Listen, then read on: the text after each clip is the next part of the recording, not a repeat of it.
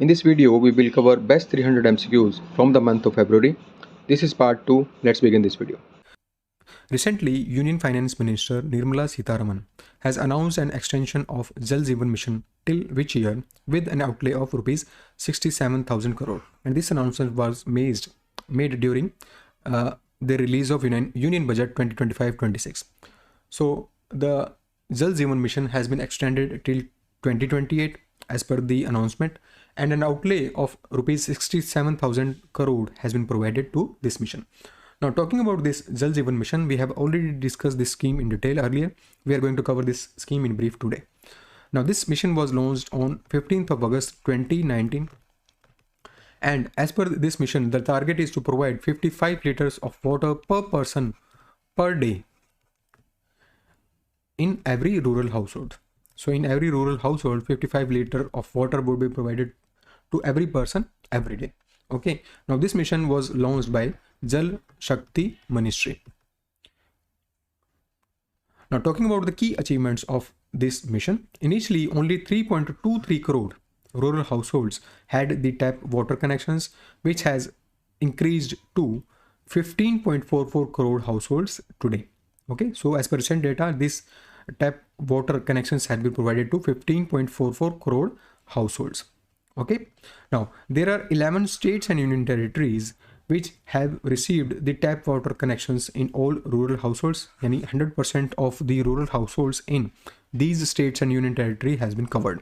Now these states are Goa, Andaman and Nicobar Island, Dadar, Nagar Haveli, Daman, Diu, which is a union territory, Haryana, Telangana, Puducherry, Gujarat, Himachal Pradesh, Punjab, Mizoram and Arunachal Pradesh. These are the 11 states and union territory in which this service has been provided on 100% basis.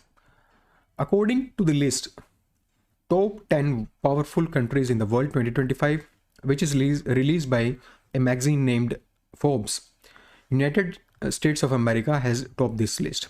Okay, you have to tell me that which country has ranked second in this list. So the second rank is secured by China, first rank is secured by United States of America, and India has been ranked at 12th position in this list. Okay, now this list has been compiled by US News and World Report, and it was the score for this list was obtained from on the basis of 5 parameters. The parameters are leader, economic influence, political influence, strong international alliances, and a strong military. So on the basis of these 5 parameters, this list has been created. Okay, now ranking methodology was developed by Brand Asset Valuator Group. Now, what are the top 10 countries in this list? Top country is United States. Okay, second one is China, third one is Russia, and fourth one is United Kingdom. India has been ranked at 12th place in this list. Recently, while presenting the Union Budget, Union Finance Minister has announced to set up how many Atal Tinkering Labs in government schools in the next 5 years to cultivate the spirit of curiosity and innovation and foster a scientific temper among the young minds. Okay. Now, how many Atal Tinkering Labs has been announced in the Union Budget 25-26? So around 50,000 labs will be developed in the government schools as per this Union Budget. Now, talking about these Atal Tinkering Labs, these labs are being developed under a mission named Atal Innovation Mission, and rupees 400 crore has been allocated for Atal Innovation Mission. Now, talking about this Atal Innovation Mission, now this mission was launched to cultivate a culture of innovation and entrepreneurship in the country, and this Atal Innovation Mission was launched in 2016. Okay, and implementing agency of Atal Innovation Mission is Niti Aayog. Okay, next one is to provide broadband connectivity to all government schools, all government secondary schools and private primary health centers in rural areas. Another important announcement is to implement a scheme, that is Bharatiya Bhasha Pustak scheme. Now, under this scheme, digital form of Indian language books will be provided to schools and higher education institutions. So books will be converted into digital form, and under this scheme, these books will be provided to schools and higher education institutions. 5 National Center of Excellence for Skilling with global expertise and partnership will be developed, will be set up.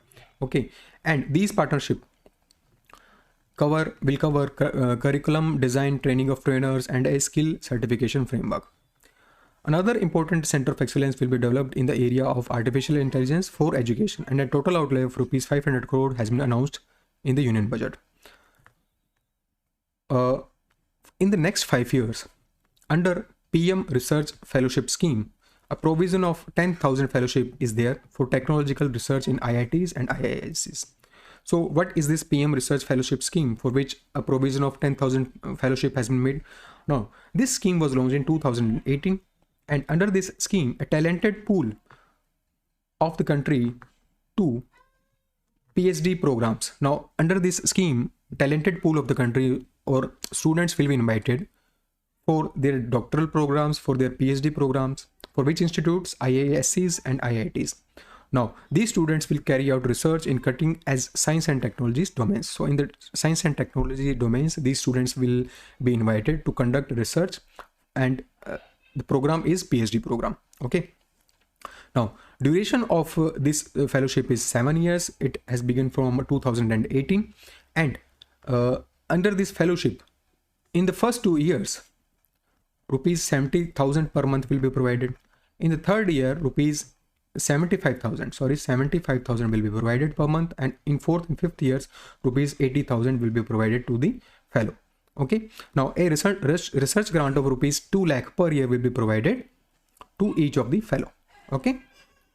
Recently, a national level mass outreach campaign has been launched, and this campaign has been launched to generate people's participation and create awareness among them about the watershed development activities which are carried out under the watershed development component of Pradhan Mantri Krishi Sinchai Yojana in the project areas. Okay, so you have to tell me the name of this campaign. So the name of this campaign is Watershed Yatra. The name of this campaign is Watershed Yatra. Now, what is this watershed? Now, watershed is a kind of area, is an area of land where all the water, okay, this is an area of land where all the water, either from the rain, either from the snow melt, okay, drains. Now, this rainwater drains into that area is known as the watershed. Now, development of that area is known as watershed development, and watershed development component is one of the component of Pradhan Mantri Krishi Sinchai Yojana. Now, talking about this Watershed Yatra is a community-led watershed management. Okay.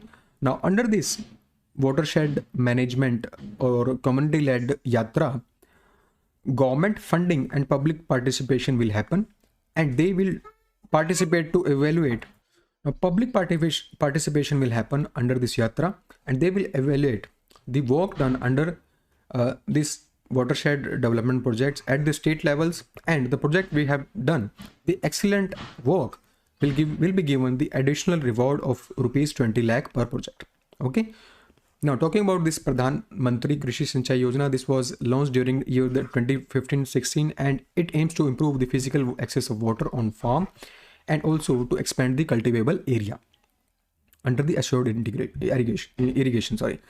Now, it is a centrally sponsored scheme. It means that central and state government both will provide funding for this Yojana, and under this there are two major components. The name of components are Accelerated Irrigation Benefit Program and Har Khet Ko Pani. Two more components are there. First one is Watershed Development Component, and second one is Per Drop More Crop Component. We have already discussed this scheme in detail earlier. Recently, who among the following has been chosen for Sahitya Academy Award 2024 in Dogri for book Ik Hor Ashwathama short stories? So for this Ik Hor Ashwathama, which is written in Dogri language, Sahitya Academy Award has been given to Chaman Arora. Okay, now this talking about this Sahitya Academy Award is given by the Sahitya Academy. Okay, and it was established in 1954. Under this program, there is a plaque provided and a cash award of rupees 1 lakh is provided to the winner. Okay, now this award is given in 22 languages which are mentioned in 8th schedule of Indian Constitution. And along with these 22 languages, this award is also given in the language English and Rajasthani. So for these 24 languages, this award is given. And recently for the language Dogri, this award was given to Chaman Arora. Earlier, we have already discussed that this award was given to many languages, and many 2-3 languages were not provided this award. One of them was Dogri. Earlier, for Assamese it was given to Sameer Tanti. For Hindi it was given to Gagan Gill. For Kashmir it was given to Sohan Kol. Okay. For Punjabi it was given to Paul Kaur. For Rajasthan it was given to Mukut Maniraj. So there are many awards which were given earlier. We have already discussed this. As per recent released Union Budget 2025-26, Finance Minister announced a nuclear energy mission for research and development of small modular reactor with an outlay of what amount? Okay, so the outlay of rupees 20,000 crore has been given for research and development of small modular reactor. Now, what are these small modular reactor? So these are the reactors which has the power capacity of up to 300 megawatt per unit, and this is almost one third of the traditional nuclear power reactor. So traditional nuclear power reactors are almost of 900 to 1000 megawatt, and this small modular reactor has the power capacity of up to 300 megawatt. Okay, now the outlay of rupees 20,000 crore has been provided to research and develop the small modular reactors. Okay, now Miss Sitharaman, the Finance Minister Sitharaman, has highlighted that development of 100 gigawatt of nuclear energy by 2047 is essential for our energy transition efforts. Okay, now one more announcement has been made that amendments in 2 acts. First one is Atomic Energy Act 1962 and second one is Civil Liability for Nuclear Damage 2010 will be taken up. Okay, now this Atomic Energy Act will provide the development, control and use of atomic energy for the welfare of the people of India. Second one is Civil Liability for Nuclear Damage Act. It will ensure the prompt compensation for victims of nuclear incidents. So these 2 acts will be amended as per the announcement. Okay, now currently India has the capacity, nuclear power capacity of 8,180 megawatt, which is slated to expand to 22,480 megawatt by 2031-32. Okay, recently who among the following has made history by becoming the first black South African woman to win the 40th edition of Miss World title in 2025? So who has become this? So Shago Gilley has become the first black South African woman to win this Miss World title. Okay, earlier from South Africa, Candice Abrahams has become the first South African. So Candice Abrahams was the first South African, and when we talk about the black women, so the black woman is Shago Gilley. Okay, now talking about the first runner-up was Ishadi Amanda from Sri Lanka, and the second runner-up was Ploe Panpam, and she's from Thailand. Okay, which of the following ministries has launched a campaign named Shatavari for Better Health to promote the awareness about the health benefits of this medicinal plant with the special focus on Shatavari? Now, what is this Shatavari? Shatavari is a kind of medicinal plant which helps in women's health. Okay, now this campaign is launched by Ministry of Ayush. Okay, now let us discuss about this campaign in detail. Now, this is a medicinal plant and the scientific name of Shatavari is Asparagus racemosus. Okay, and it will particularly support the women's health. It is also known as the queen of herbs. Shatavari is also known as queen of herbs. Why? Because it has the ability to balance the hormones, it will enhance the fertility, and also it will promote the overall reproductive health of the women. It is also rich in antioxidant and other properties is anti-inflammatory. It helps in managing the stress too. Okay, now talking about this mission, in this initiative, National Medical Plants Board has played a very crucial role. Okay, and financial assistance for this initiative is rupees 18.9 lakh. Okay, now talking about this board, that is National Medicinal Plant Board. This plant board was established in year 2000 and it comes under Ministry of Ayush. Okay, now it has an appropriate mechanism it aims to develop. It has the mandate to develop the appropriate mechanism for coordination between different ministries, departments, organization, etc., for overall growth of medicinal plant sector. So for medicinal plant sector, for growth of this medicinal plant sector, this board has been established by Ministry of Ayush in the year 2000. Recently, as per Union Budget 2025-26, limit for tax deduction on the interest for senior citizen has been proposed to increase from present 50,000 to what amount? So basically the senior citizens deposit their amount somewhere and on that they get the interest. Now the tax deduction on that interest has been increased to rupees 50 lakh, from rupees 50 lakh to 50,000 to rupees 1 lakh. Okay, earlier it was rupees 50,000 and now it has been increased to rupees 1 lakh, and it has been increased for the senior citizens who have deposited some amount and they are getting interest. Okay, on that tax deduction has been increased to rupees 1 lakh. Now talking about the another important announcement in the union budget, the personal income tax has been reformed. This has been increased to rupees 12 lakh. So there is no income tax which is payable up to rupees 12 lakh as per this union budget.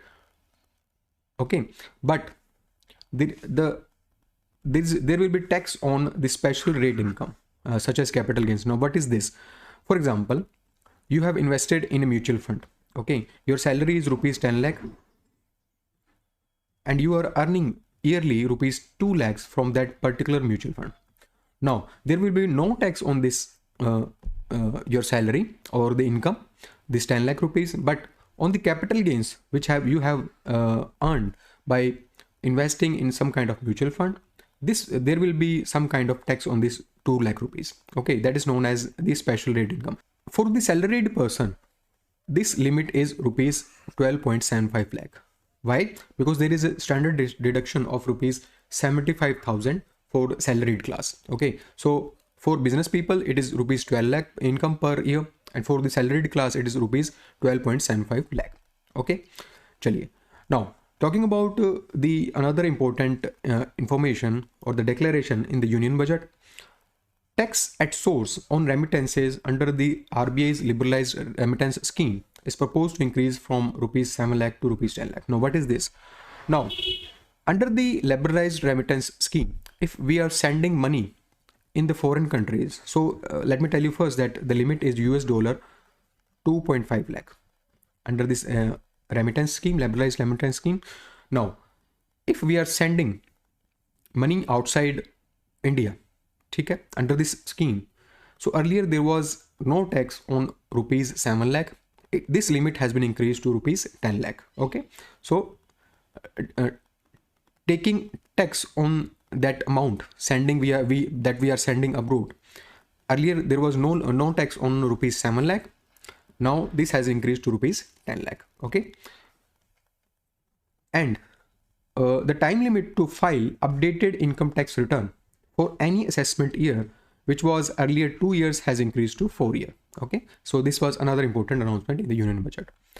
Now government has introduced a bill to establish a new university, and the name of university is Tribhuvan Sehkari University on the campus of IRMA, that is Institute of Rural Management, Anand.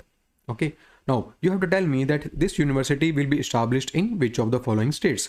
So this university will be established in the state of Gujarat. Okay, now talking about this Tribhuvan Sehkari University, it will be declared as Institute of National Importance. What are the benefits of this declaration of Institute of National Importance? The benefits will be that they will hold the autonomy to upgrade their quality, efficiency and accountability. Also, they will receive more funds from the government to carry out this enhancement.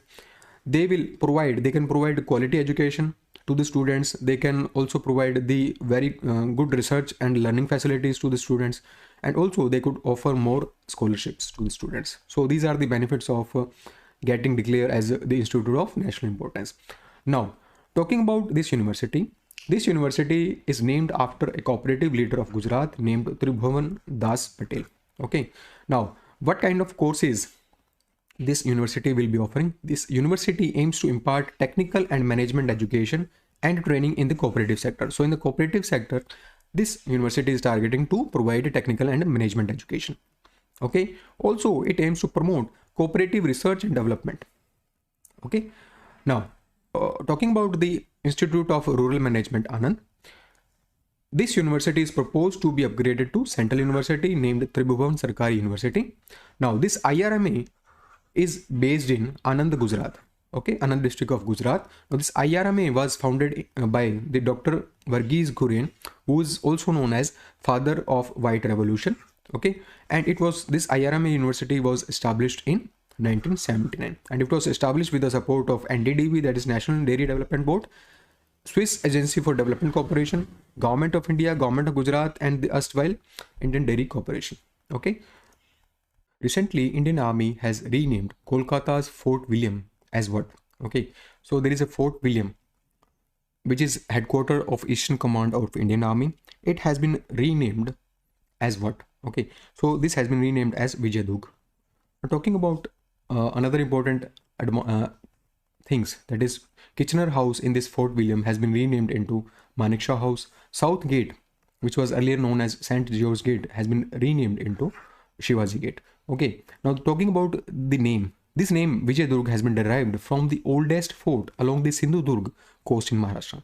Okay, so along the Sindhudurg coast in Maharashtra, there is an oldest fort named Vijayadurg. This name is derived from that fort. Okay, now talking about this Fort William, which is now known as the Vijayadurg. It is a fort located in Hastings, Calcutta, West Bengal.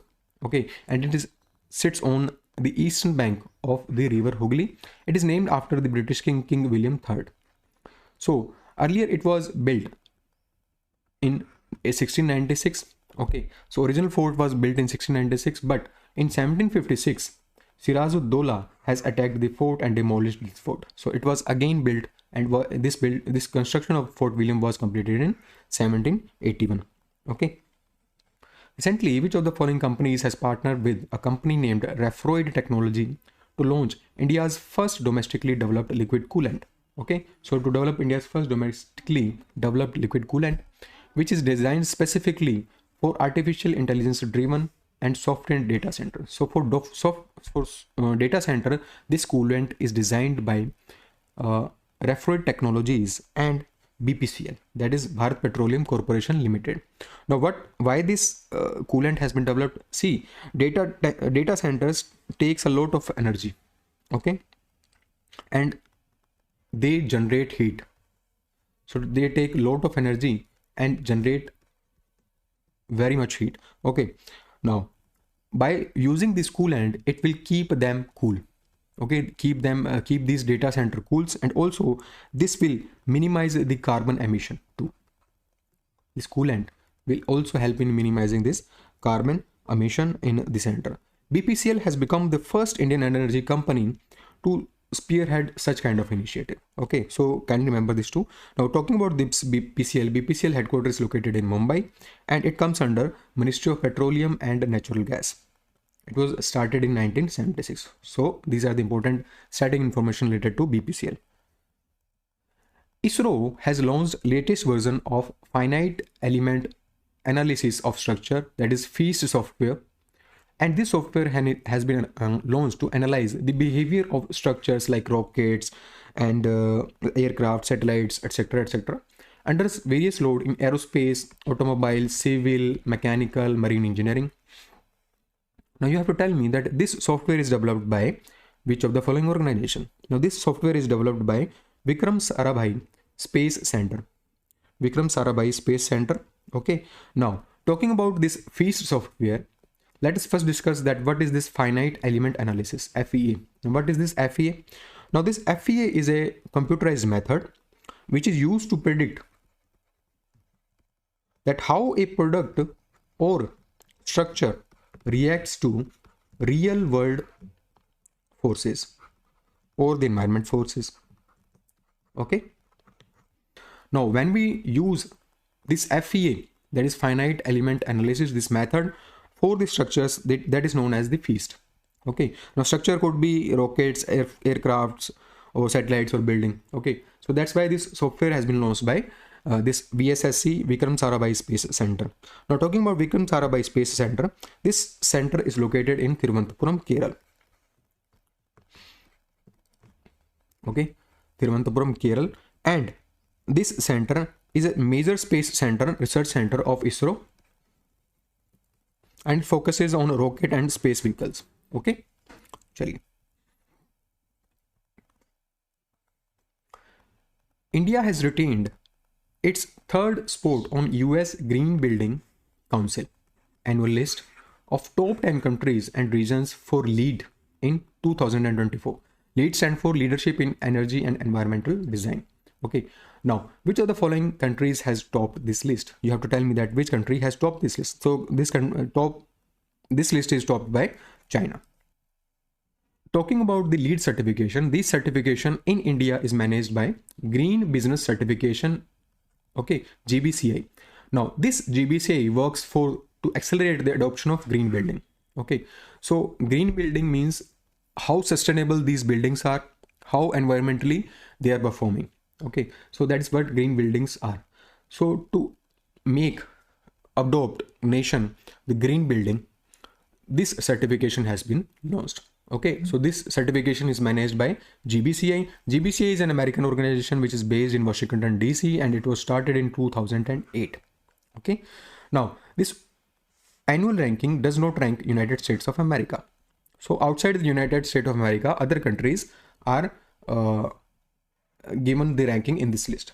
Okay, now this ranking helps in adopting healthy, sustainable, and resilient building design, construction, and operation. Okay, China has topped this list. USA is not included in this list. China has adopted topped this list. Second rank is secured by Canada. Third rank is secured by India. Fourth is by South Korea, and fifth is by United Arab Emirates. So India has been ranked at third position in this list. As per recent information, Himachal Pradesh took the first move to set up North India's first green hydrogen plant at Dabota, Nalagarh Tehsil in Solan district. Okay, now you have to tell me that this project will be developed by Himachal Pradesh Power Corporation Limited in collaboration with which company? Okay, now Himachal Pradesh Power Corporation Limited and Oil India Limited has collaborated for this project. This project is North India's first green hydrogen plant. Okay, and with this project, Himachal Pradesh government is aiming to become India's first green state by the year 2026. Okay, and this project has the capacity of 1 megawatt green hydrogen. Okay, and the cost of this project is rupees 9.04 crore, and it has the capacity of generating 423 kg of green hydrogen each day. Okay, so this is the capacity of this plant. Now talking about Oil India Limited, Oil India Limited is in the business of exploration, development, and production of crude oil and natural gas. Okay, its headquarters is located in Dibrugarh, Assam. Dibrugarh, Assam, and it comes under Ministry of Petroleum and Natural Gas. Who among the following has won Grammy Award under the category Best New Age Ambient or Chant Album for Triveni at 67th Annual Grammy Awards, also known as Grammy 2025. Recently, 67th Grammy Award has been happened, and under the Grammy Awards, who among the following has received this award for the category Best New Age Ambient or Chant Album Triveni? So Chandrika Krishnamurthy Tandon, who is an Indian American, has received this award along with two other persons for this particular album. Name is Wouter Kellerman and Eru Matsumoto. Okay, so these two persons along with Chandrika Tandon has received this award for Best New Age Ambient and Chant Album category. Okay, now other important award under this Grammy Awards is Album of the Year is given to for Cowboy Carter to Beyonce. Record of the Year is given to Kendrick Lamar. Song of the Year is given to Kendrick Lamar. Best New Artist is Chapel Roan, and Songwriter of the Year is Amy Allen. So these are the most important awards you have to remember for your exam. Now Talking about the Grammy Awards 2025, this was the 67th edition of this award, and this was hosted by the South African comedian Trevor Noah. Okay. Now this awards is presented by Recording Academy since 1959, and Recording Academy is based in Santa Monica, California, United States. Okay, and this award honored the best in music across the 12 fields and 94 categories. Recently, Bochasan Vasi Akshar Purushottam Swami Narayana Sanstha has inaugurated largest Hindu temple of South Africa. Now you have to tell me that this temple was inaugurated at which of the following places. So this temple was inaugurated at Johannesburg. Okay, so this temple was inaugurated at Johannesburg, North Riding. Okay. Now this temple was constructed by Bochasan Vasi Akshar Purushottam Swami Narayana Sanstha, and the plot of land for this temple is 14.5 acre. Okay, and this is the largest Hindu temple of South Africa. Now talking about this Sanstha, that is Bochasan Vasi Akshar Purushottam Swaminarayan Sanstha, it is a Hindu denomination within Swaminarayan Sampradaya. So it is under the Swaminarayan Sampradaya.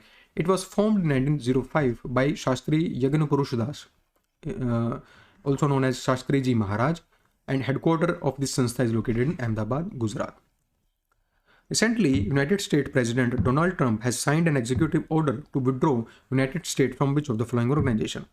So US has withdrawn from UNHRC, that is United Nations Human Rights Council. Another important development is that they have all halted the funding for UNRWA. Okay, and another thing is that they have called for review of American involvement in Paris climate, Paris-based UNESCO. So American involvement in UNESCO will be reviewed as per the executive order signed by Donald Trump, United States President. Now, talking about UNHRC, what is UNHRC? UNHRC is a organization which aims to protect and aims to promote and protect the human rights. So for human rights, this organization was developed. Headquarters of UNHRC is located in Geneva, which is based in Switzerland, and this was started in 2006. Talking about UNRWA, for which funding has been halted. Okay, so this agency supports the relief and human development of Palestinian refugees. So for this, UNRWA was created, and its headquarters is located in Amman, Jordan, and Gaza, Palestine. Okay. Now, talking about the UNESCO, for which review order has been given. Now, this is an organization which promotes the world peace and security through international cooperation in education, arts, sciences, and culture. It was started in year 1945, and its headquarters is located in Paris, France. Recently, Union Cabinet has approved the extension of the tenure of a commission. The name of commission is National Commission for Safai Karamchari. Okay? The National Commission of Safai Karamchari's tenure has been extended by until March 31st, 2028. Now this commission, National Commission for Safai Karamcharis, works under Ministry of Social Justice and Empowerment, and it was constituted as statutory body in 1994. Okay. Now, talking about this commission has been extended for 3 years, and the approximate outlay for these 3 years is rupees 50.91 crore rupees. Now, what is the mandate or the functions of this commission? The functions of this commission is to recommend the specific programs for the welfare of the people who are working as a Safai Karamchari, and the program would be recommended to the central government. Next is to study and evaluate the implementation of these programs and schemes which are related to the rehabilitation of Safai Karamcharis. Third one is to investigate the specific grievances of Karamcharis. Fourth is to study and monitor the working conditions of these peoples and present report to central or state government, which are matter reports which on any matter which are concerning the Safai Karamcharis. Okay, so these are the important functions related to the National Commission for Safai Karamcharis. Recently, Union Cabinet has approved the continuation and restructuring of a central sector scheme. The name of scheme is Skill India Program. Now, this scheme has been approved for continuation until 2026 with an outlay of what amount for a period of 2022-23 till 2025-26. So an outlay of rupees 8800 crore has been given under by the Union Cabinet for Skill India Program scheme. Okay, now under this scheme, three components has been merged. Three schemes has been merged. These three schemes are Pradhan Mantri Kaushal Vikas Yojana 4.0. Second is Pradhan Mantri National Apprentice Promotion Scheme, and third one is Jan Shakti Sansthan scheme. Now for Jan Shakti Sansthan, an outlay of rupees 858 crore is given. For NAPS, that is Apprentice Scheme, rupees 1942 crore rupees is given, and for Pradhan Mantri Kaushal Vikas Yojana 4.0, an outlay of rupees 6000 crore has been given. Okay, now talking about these three schemes separately, Pradhan Mantri Kaushal Vikas Yojana, this scheme provides certification which is aligned with the skill development training, and the beneficiaries under these schemes would be the age of 15 to 59 years. Okay, now under these schemes, around 400 new courses will be launched in the area of artificial intelligence, 5G technology, cybersecurity, green hydrogen, and drone technology. So these are the new focus areas under Pradhan Mantri Kaushal Vikas Yojana. Okay. Next, National Apprenticeship Promotion Scheme. Now under this, apprenticeship training would be provided on the job vocational training. So on the job vocational training would be provided to the youth of the country. Okay, and some kind of stipend will also be provided during this training, so they could financially support themselves. Okay, now under this scheme, to support both apprenticeship and establishment, a 25% of the stipend, that is up to rupees 1500 per month per apprentice, will be provided as a direct benefit transfer by the central government. Now the apprentice age should be between the 14 year and 35 years. Okay, now under this scheme, emerging fields like artificial intelligence, robotics, blockchain, green energy, etc., these technologies or these fields will also be catered, under which apprenticeship training will be provided. Now last one is Jan Shikshan Sansthan. Jan Shikshan Sansthan is a community centric skilling initiative. Okay, now it is designed to make vocational training accessible, flexible, and inclusive, particularly to women, rural youth, and economically disadvantaged group within the age group of 15 to 45 years. Okay, recently an exercise named MFEX 2025, which is a biennial tri-services amphibious exercise, it was organized at which of the following places? So biennial exercises are those exercises which is conducted every 2 years. Okay, now this MFES exercise was conducted in Karwad, Karnataka. This exercise was conducted in Karwad, Karnataka. Karwad is located in Uttar Kannada district of Karnataka. Now this exercise will focus on enhancing interoperability and synergy between through the joint training.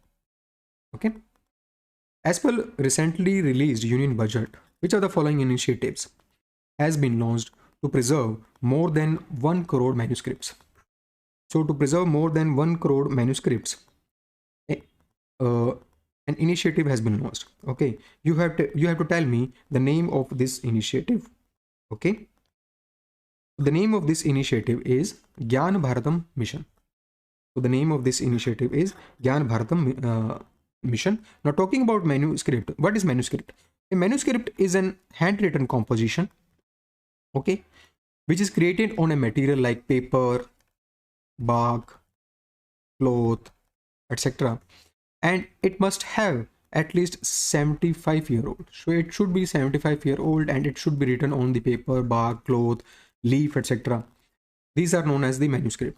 So to conserve 1 crore manuscripts, a mission named Gyan Bharatam Mission has been launched. Okay, now it intends to cover more than 1 crore manuscripts, and this mission aims to undertake the survey, documentation, and conservation of Indian manuscripts that are lying in the academic institutions, museums, libraries, and are with private collectors. Okay, now there is a mission they named National Manuscript Mission. Okay, now the budget allocation for this National Manuscript Mission has been enhanced, which was earlier rupees 3.5 crore. It has been enhanced to 60 crore rupees. Okay, now this National Manuscript Mission was set up in 2003. Okay, so kindly remember this too. Now, the allocation for cultural ministry is rupees 3,360 crore. Okay, now talking about this National Manuscript Mission, this manuscript mission was started in 2003 by Ministry of Tourism and Culture. Okay, and it aims to unearth and preserve the manuscript wealth of India. Okay, it aims to identify them, documenting them, conserving them, and also making them accessible to the people of India. Okay. Recently, Chief Minister of Odisha has launched a scheme, and the name of scheme is Bikashita Gaon Bikashita Odisha. Bikashita Gaon Bikashita Odisha. Now, this scheme is launched for rural infrastructure development projects, and the budget outlay of this scheme is rupees 5,000 crore. You have to tell me the time period of this mission. So, the time period for which this scheme has been launched is 5 years. Now, this scheme was launched by Odisha government, okay, for 5 years, and for 2024-25 rupees 1,000 crore is allocated for this scheme. Now, under this scheme, basic infrastructure in villages will be created. Basic infrastructure in villages will be created, and also it aims to improve the connectivity in the rural villages, rural areas. Okay, now the development activities will be created in the villages of Odisha, and around 53,845 villages of Odisha are targeted. Okay, now the time period of this mission is 2024-25 till 2028-29. Okay, so this mission is targeted for 5 years, and the responsible authority to clarify and modify the guidelines is this Department of Government of Odisha, Panchayati Raj and Drinking Water Department. And the scheme will focus on linking the unconnected roads, improving the village roads. Also, it will cover the civic services, sports, education, small scale tourism, etc. etc. As per recent information, what is the revised repo rate as per the 6th and last bi-monthly monetary policy meeting of Reserve Bank of India for financial year 25? So, as per this monetary policy committee announcement, the revised repo rate is 6.25%. Now, what is this revised repo rate? Revised repo rate is bank taking loan from Reserve Bank of India. So, Reserve Bank of India charges some kind of interest on that. Okay, so that rate is known as repo rate. That is 6.25%. Now, this repo rate was earlier 6.5%, and it has decreased by 0.25 basis point to 6.25% recently. Okay, so this was the first reduction of repo rate in nearly 5 years. So in nearly 5 years, this is the first reduction of repo rate. Okay, now talking about other rates, that is standing deposit facility rate at 6%, marginal standing facility rate at 6.5%, bank rate is at 6.5%, and fixed reverse repo rate is at 3.35%. Now this repo rate is taken is for short-term loans, which is taken by bank from the Reserve Bank of India. Bank rate is taken is for long-term, okay, which the bank take loan from. Okay, and what is this reverse repo rate? Reverse repo rate is that rate at which banks are providing loans to Reserve Bank of India, and this is 3.35%. CRR and SLR. CRR stand for cash reserve ratio and SLR stand for statutory liquidity ratio. CRR stands at 4% and SLR stand at 18%. Okay. Now, talking about the projection from Reserve Bank of India for the GDP growth, it has projected for financial year 26, GDP growth will be 6.7%. And for this quarter-wise, this is the data. Okay. Talking about the CPI inflation for financial year 25, it is projected at 4.8%. And for quarter fourth, for financial year 25, it is 4.4%. Okay, for financial year 26, the CPI inflation is projected at 4.2%.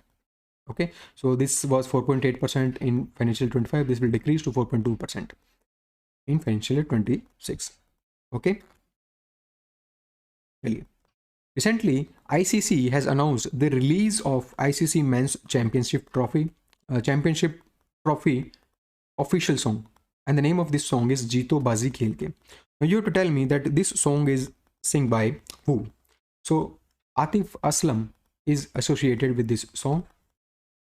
He has sung this song Jeeto Bazi Khel Ke. Okay. Now talking about this championship trophy, Now this championship trophy is ninth edition of ICC Champions Trophy, and it will be hosted by Pakistan and United Arab Emirates collectively. Okay, and this is a quadrennial ODI cricket event, so this happens for in 4 years. So after the 4 years, this happens. Okay, so once in 4 years, this tournament happens. Now, talking about ICC, ICC headquarters is located in Dubai, United Arab Emirates, and it was formed in 1909, and its headquarters is in Dubai. Alphabet Google recently announced update in its Gemini family of large language model, including a new cost efficient model with competitive pricing against low cost artificial intelligence model. You have to tell me the name of this budget friendly Gemini model. So this budget friendly Gemini model is Flashlight. Now what are these large language models? Now these large language models are a type of artificial intelligence which can understand, generate and interact with human language. They are trained on massive data sets using the deep learning techniques. Okay, this is what large language models are. Now what is Gemini? Gemini was earlier known as Bard. Okay, it was earlier known as Bard. Now this Gemini is an artificial intelligence model developed by Google, and it performs various complex tasks like problem solving, reasoning, processing on large data sets. So this is what this Gemini model can do. And a budget-friendly model of Gemini has been launched recently. The name of this model is Flashlight. Okay.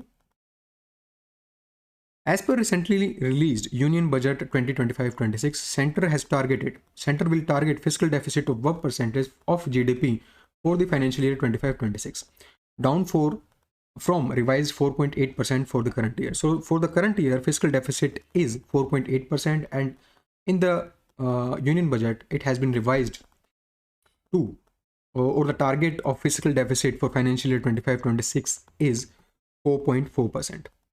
So 4.4% is the target of the fiscal deficit which has been set by the Union Budget for the year 2025-26. Now what is this fiscal deficit? Fiscal deficit occurs when the government total spending has exceeded the revenue. Now this revenue exclude borrowing. This is what fiscal deficit is. Now the other important data related which has been shared in Union Budget is that the total receipt other than borrowing is rupees 34.96 lakh crore. The total expenditure of Government of India is 50.65 lakh crore. Okay, and the fiscal deficit target as per the budget estimate 25-26 is 4.4%. Revised estimate was 4.8% of GDP. Okay, now here is the total expenditure of the Government of India, which is budgeted for 25-26, 50,65,345 crore. Total receipt except borrowing is 34,96,409 crore, and the revenue, talking about the next net tax revenue, it is 28,37,409 crore. Okay, now what is the ministry wise expenditure? So for the defense, Union Budget has allocated around 6,81,210 crore. So this is the maximum amount of allocation given to any ministry.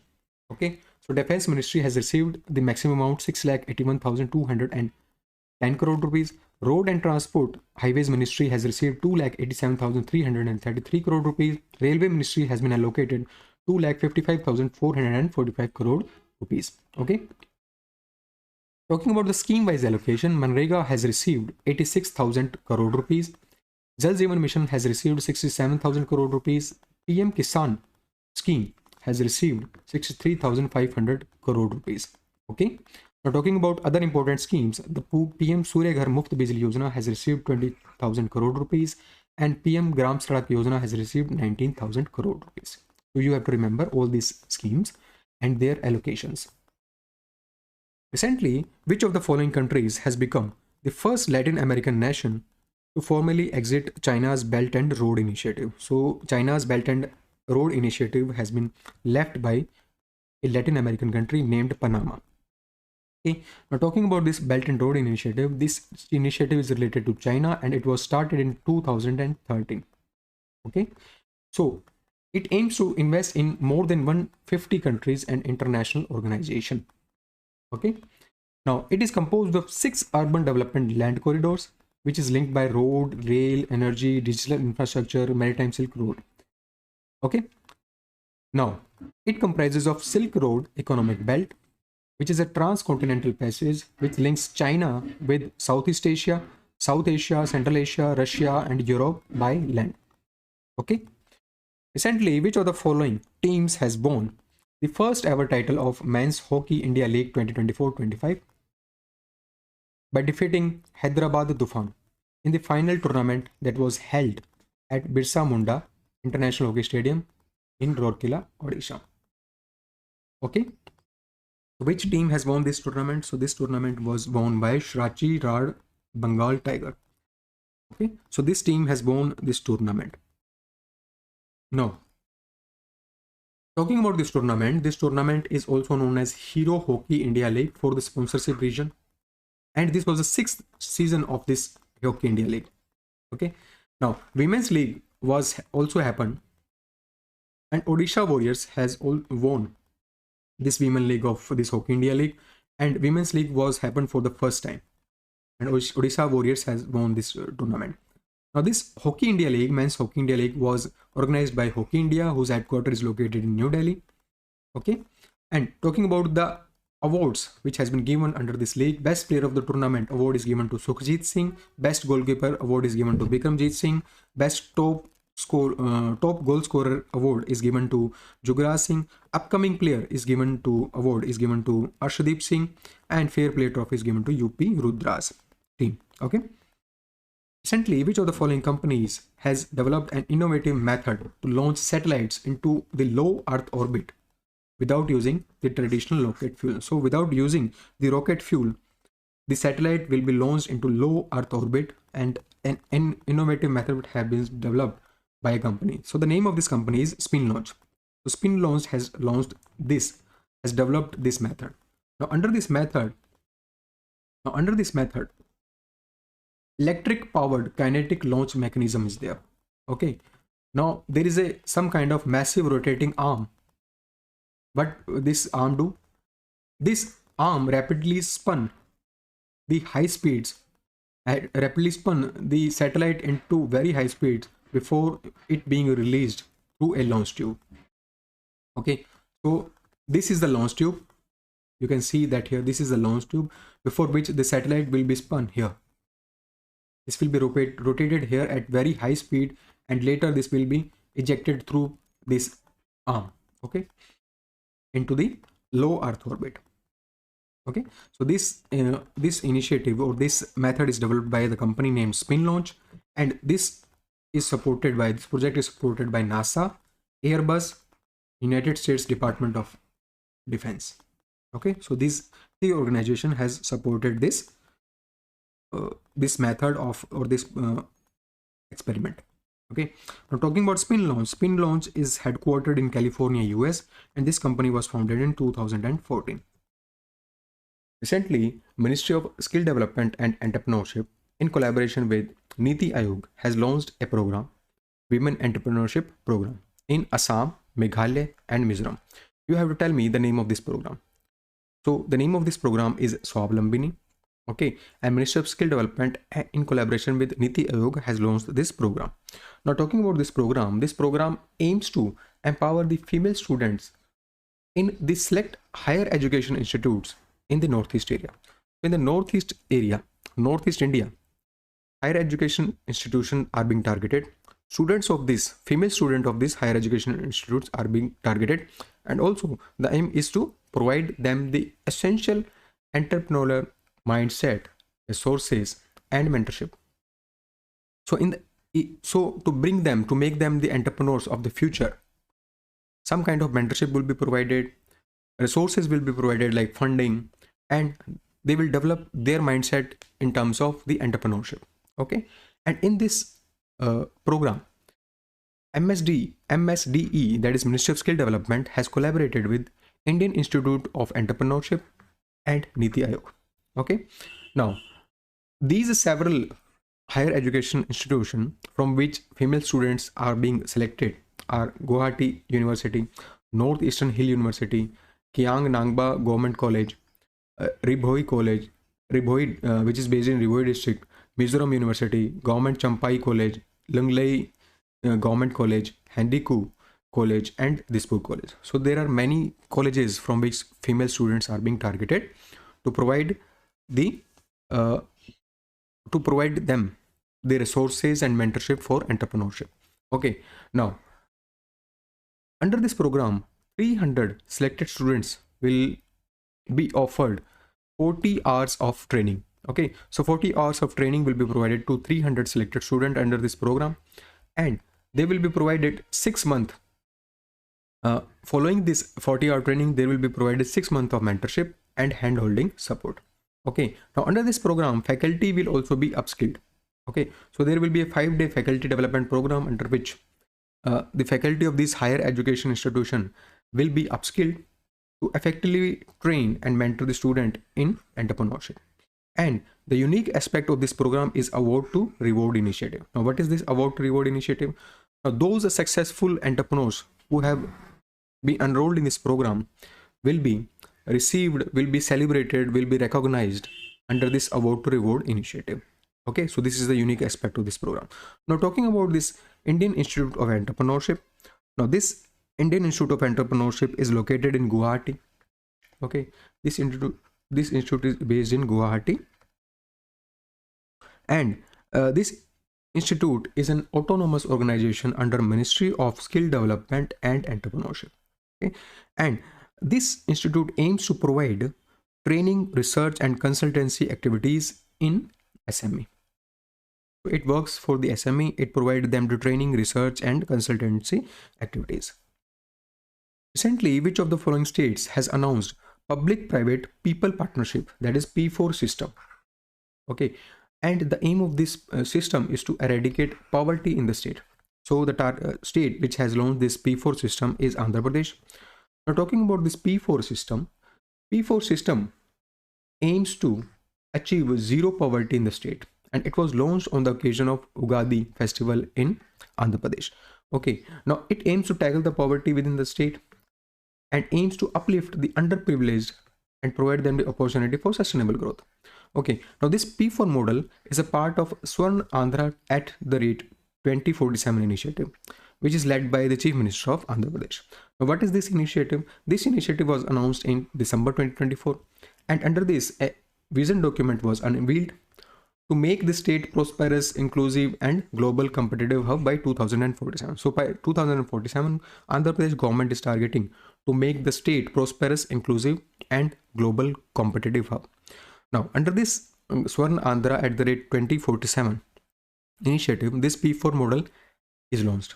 Okay, now under this P4 model, there is a portal which is created to receive the suggestions, opinions, and advice from the general public.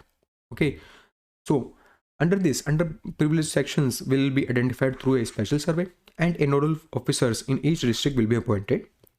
Okay. Now, talking about this festival, Ugadi festival, this is a New Year's Day of Andhra Pradesh, Telangana, and Karnataka. Okay, this is also known as Samvatsaradi, means beginning of the year.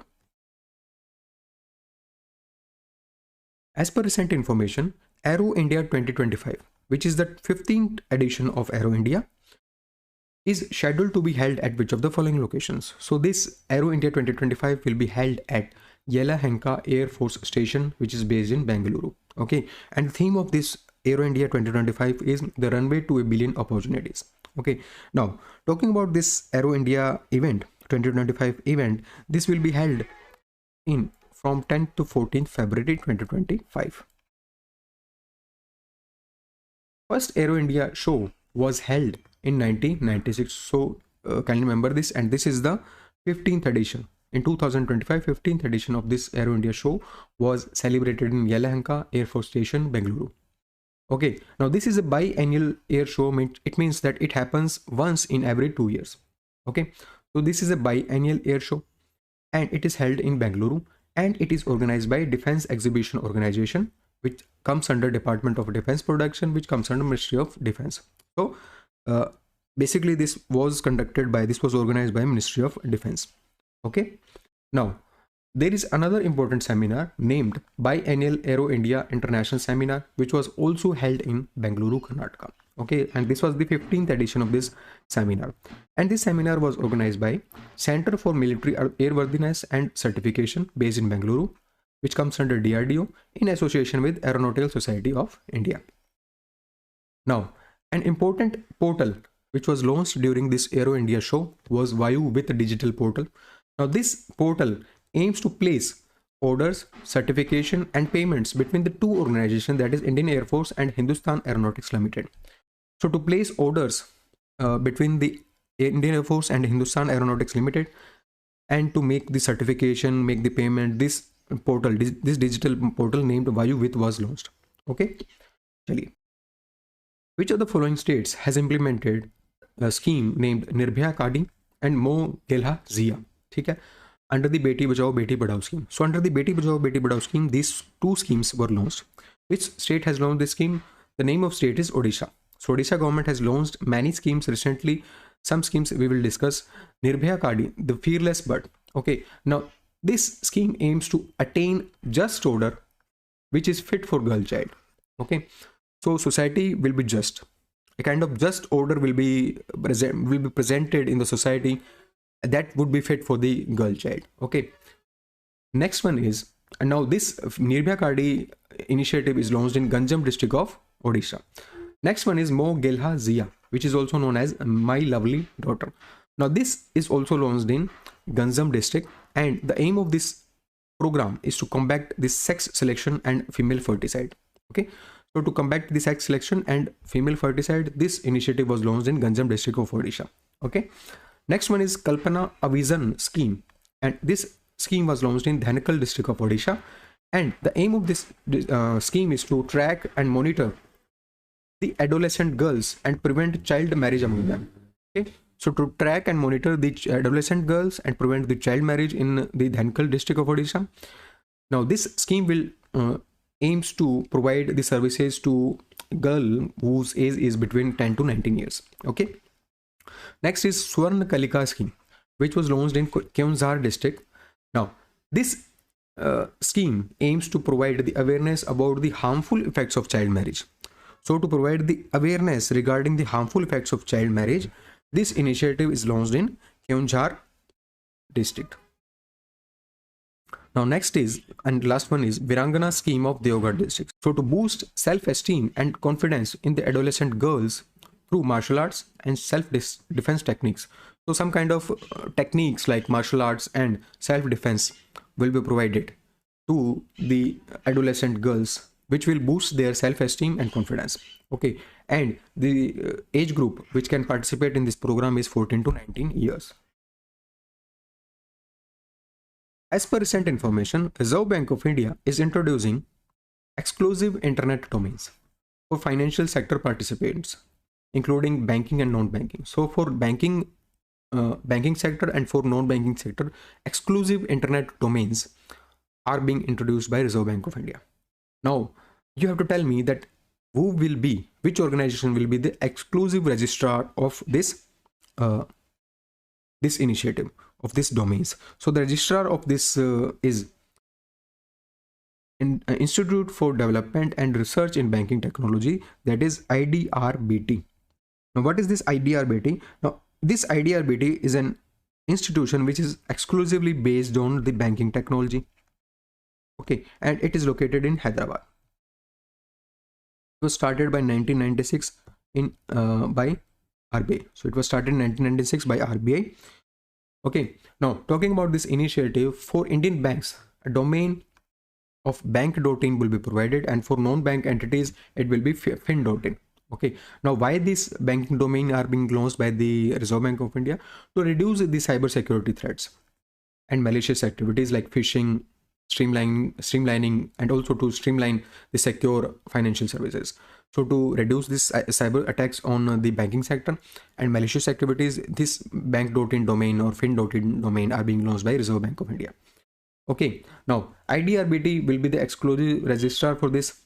As per recent information, International Buddhist Confederation is set to launch the historic expedition, that is historic Lord Buddha Tri-Nation Tri-Services Expedition.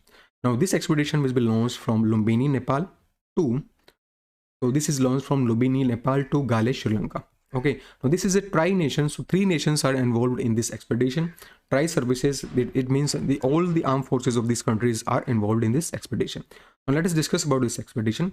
3 nations are India, Nepal and Sri Lanka. Okay, in partnership with International Buddhist Confederation, this initiative has been taken. Now this is a motorcycle expedition which is launched from Lumbini, Nepal, which is birthplace of Lord Buddha, and it will move to Gale, Sri Lanka. Now under this initiative, under this expedition, key Buddhist heritage sites will be explored. Like this expedition will travel through this key Buddhist heritage site. Okay, and from India, some Buddhist landmarks will be crossed, like Sarnath, Bodh Gaya, Nalanda, Nagarjun Sagar, Udayagiri. Okay, now this will guide participants through these landmarks. Okay, recently researchers from which of the following countries has successfully created first ever kangaroo embryos? Okay, using a technology that is in vitro fertilization. So using the IVF technique, first ever kangaroo embryos are created. Which country has done this? So the country name is Australia. Now what is this IVF? IVF is a kind of technology which provide fertility treatment. Now this is done by Australia.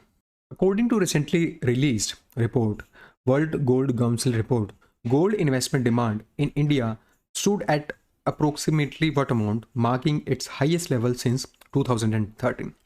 So recently, as per this report, gold investment demand in India has stood at 239 tons. Okay, so the investment demand in India has stood at 239 tons. Now, talking about in the terms of year-to-year change, so in 2023, the gold demand in India was 185 ton and it has increased to 239 ton. Okay, so the annual change is 29%. So this is the positive change in the annual investment of gold throughout the India. So 29% change is there.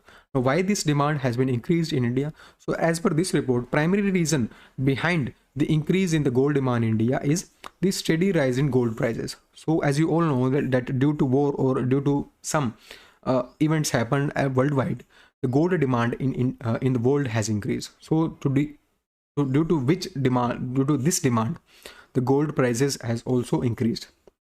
So due to this increase in gold prices, this demand behind the investment in gold has increased. Okay, now also another important reason is major metropolitan cities like Delhi, Bengaluru, Mumbai, here the buying of gold has increased. Also the e-commerce platform has started delivering the gold bars and coins.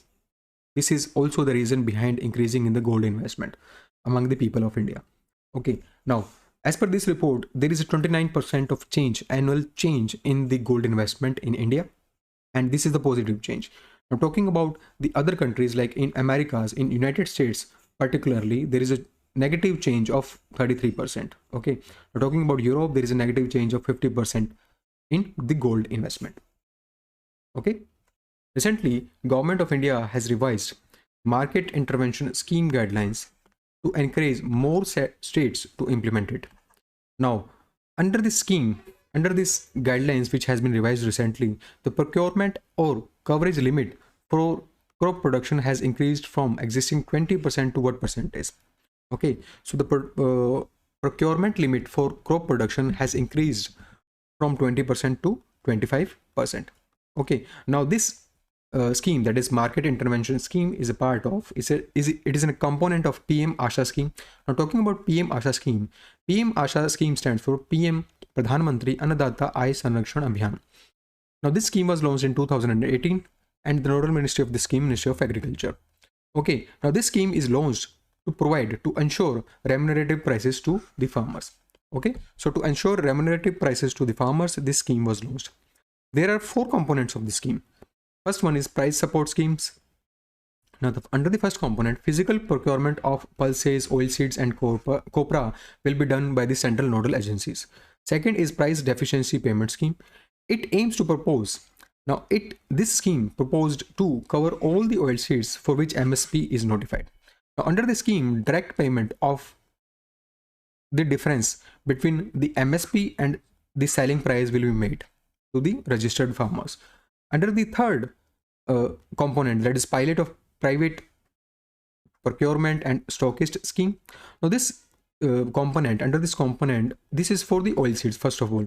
Second, state has the option to roll out this PPPS on the pilot basis in the selected district. So in the selected district on the pilot basis, these components will be rolled out. Now under the scheme, private players will also be participating to procure the crops. Okay, so these are the three components. Fourth one is the market intervention scheme, for which the scheme guidelines has been revised so that more states could participate in this market intervention scheme. Okay, now this is implemented by Ministry of Agriculture and Farmer Welfares, and this objective of this component is to provide the remunerative prices to the farmers, to those farmers in case of excess of the production and the fall of prices. So the farmers produce has excess, so the production of that produce of the farmers is in excess and there is a fall in prices. Okay, this is the objective of this this scheme, to provide remunerative prices in this condition. Okay, now this MIS is a scheme under which horticulture commodities and other agriculture commodities are taken. So for these commodities, that is horticulture commodities and other agriculture commodities, these MIS components will be implemented. Now, these commodities are perishable in nature and are not covered under the MSP scheme. Okay, so these are not covered under the minimum support price scheme. Okay, now this MIS is implemented on the specific request of the state government or union territory government under this condition that the loss will be shared between the central government and the state government on 50-50 basis. And in the case of northeastern central government will bear the cost of 75%. And northeastern state will bear 25% of the loss. Okay, now what are the changes which has been made under this market intervention scheme, which is a component of PSRSHA scheme? Okay, now first one is, it will be implemented only when there is a minimum reduction of 10% in the prevailing market price. So for example, in 2024 there is a price of a product is 100 rupees. Okay, but in 2025 it has reduced by 10%, minimum 10%. This has been reduced. It has reduced to 90 rupees or less than 90 rupees, like 85 rupees. Then only this component will be implemented. Okay, first one is this condition. Second is the procurement limit of production quantity of crops, which was earlier 20%, has increased to 25%. This one is the second change which has been made in this guideline. Third is the state has the option to pay the difference between the market intervention price and the selling price directly into the bank account of the farmers. So the price which under this scheme will be paid directly to the farmers. Recently, a joint military exercise named Cyclone 2025 has commenced in Rajasthan. Now you have to tell me that this exercise is conducted between India and which of the following countries? So Cyclone 2025 is conducted between India and Egypt. And the motto of this exercise is together we train, together we excel. Okay, now this is the third edition of this exercise. First edition happened in Jaisalmer, Rajasthan in year 2023, and second edition was held in Egypt. Okay, now this is a counter-terrorism exercise, or this is a exercise under which professional skills are shared. There is an improvement of interoperability between the two forces. Okay, for which this exercise has been happened. Now other exercise which happened between the India and Egypt is exercise HOPEX, which is related to the Air Force. Recently, which of the following organization has launched a policy report titled Expanding Quality Higher Education Through States and State Public Universities? Now this is the first of its kind policy document in the higher education sector, which is focused specifically on state and the universities. Okay, so this report has been released by Niti Aayog. So Niti Aayog has released this report. Now talking about this report, this is first of its kind policy document. okay, which is in the higher education sector, focus specifically on states and state public universities. Now, the vision of this document is to strengthen the state university. Okay, now as per this document, 81% of the total student enrollment in the higher education is in the state public university. Okay, and there are 495 state public universities in India, and Karnataka has the highest universities of it with the 43. Okay, followed by West Bengal and Uttar Pradesh. Talking about the other key findings, Jammu Kashmir has spent highest in education and secured first rank in the overall expenditure category. Okay, followed by the Manipur and Delhi. In terms of higher education expenditure, Bihar has ranked highest at 1.56%, followed by Jammu Kashmir. Third is per youth education spending. Kerala, Tamil Nadu, Maharashtra are among the top spenders. Talking about the university density, now what is this university density? Universities per 1 lakh eligible population in a state is known as university density. It is 0.18 at the national level. Okay, and Sikkim has the highest university density of 10.3. Okay, now talking about the policy recommendation. Now, policy recommendation is related to quality, funding and financing, governance and employability.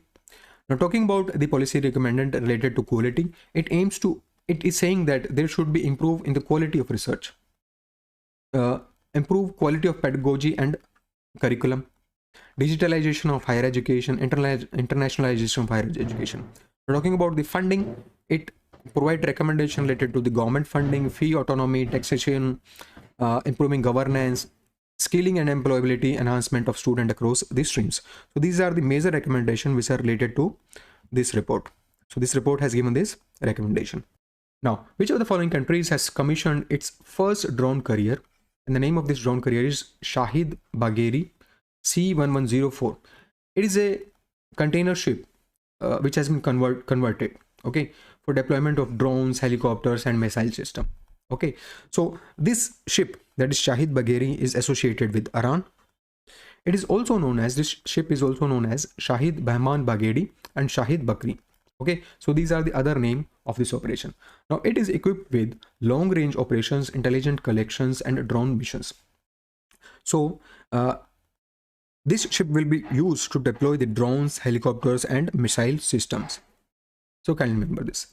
As per recent information, which of the following countries has hosted third edition of Artificial Intelligence Action Summit with India as co-chair? So with India, which country has hosted this summit, Artificial Intelligence Action Summit? So India, in collaboration with France, has conducted this Artificial Intelligence Action Summit. Now, talking about the objectives of this summit objectives center around the tech sovereignty. Okay, and the discussion in this summit happened on artificial intelligence governance, technological cooperation, collaboration, and strategic partnership. And themes are public service, artificial intelligence, future of work, innovation and culture, trust in artificial intelligence, and global governance of artificial intelligence. So basically, this summit was targeted towards the artificial intelligence. Okay, how we can use the artificial intelligence in the public service, what is the future of work in artificial intelligence, how we can innovate in the artificial intelligence, should we trust on the artificial intelligence? Okay, so these are the many areas of discussion during this summit. Okay, recently United States has imposed tariffs, okay, tariff on imports from China, Canada, Mexico as a part of its policy, that is beggar thy neighbor policy. Now this term beggar thy neighbor is attributed to which economist? So this is attributed to Adam Smith. Now talking about this beggar thy neighbor policy, it is a protectionist strategy. Okay, and it involves measures like trade barriers, currency devaluation and subsidies, and it aims to improve the economic situation of the country, okay, at expenses of other. Now what happens under this policy? For example, there is a trade war. Talking about this trade war, the government of that country will impose the heavy tariffs by which there will be effect on the other countries, such that those countries, other countries, for example, China has imposed the heavy tariff on US products. Now US product will not be reachable to the common people of China, okay, because of these heavy tariffs. And China could also impose the strict quotas on the import of foreign goods, okay. This is the most common example of this policy. Second one is currency war. Okay, currency war is to depreciate the value of its currency. For example, China aims to depreciate its value, its domestic currency value. Okay, so that with this devaluation of the currency, its exports gets increases, and also it will discourage the import from the foreign goods. Okay, this is how this policy, beggar thy neighbor policy, works. Okay, and the term is attributed to Adam Smith. Recently, Union Minister Dr. Jitendra Singh has launched India's first indigenous automated biomedical waste treatment plant named Srijnam, okay, at which of the following locations? So this India's first automated biomedical waste treatment plant, Srijnam, is launched in AIIMS, New Delhi. So in AIIMS, New Delhi, this Srijnam plant is launched. Okay, now talking about this plant is developed by CSIR NIIST, that is National Institute for Interdisciplinary Science and Technology, which is based in Thiruvananthapuram, Kerala. Oh, okay, so this is developed by this institute. Now, talking about Srijnam, it can disinfect pathogenic biomedical waste like blood, urine, laboratory disposable, etc., etc. So this plant has been launched for sustainable management of biomedical waste. So to manage this biomedical waste, this plant has been launched. Recently, NASA has identified a near Earth asteroid, which has slightly over 1% chance of impacting Earth in 2022. Now, what is the name of this asteroid? So the name of this asteroid is 2024 YR4. 2024 YR4. Now, what is this asteroid? Asteroids are small rocky objects that orbit the sun. So the rocky objects that orbit the sun are known as asteroid. So there is a near Earth asteroid which has over 1% of chance to impact Earth in 2032. Name of this asteroid is 2024 YR4. Okay, and it is actually estimated to be about 40 to 90 meter. Okay, and it was discovered using a station named ATLAS, that is Asteroid Terrestrial Impact Last Alert System, which is based in Chile. Now, this ATLAS is a robotic astronomical survey. It detect the smaller near Earth objects before they can impact the Earth. Okay? So it detect those near Earth objects which can impact the Earth, ATLAS, and it's based in Chile. Recently, Lakhisarai Museum, which is built at the cost of 35.8 crore rupees, has inaugurated at which of the following places? So this Lakhisarai Museum has been inaugurated in Bihar. Okay, Bihar Lakhisarai district. So the name of district is Lakhisarai. Now this is the second largest museum of Bihar. It is based in Lakhisarai district, and the ancient statues, inscriptions, pottery, Buddhist stupas, and precious stones which are recovered from the excavation in Lakhisarai district will be preserved in this museum. Okay, this museum will promote tourism in Bihar.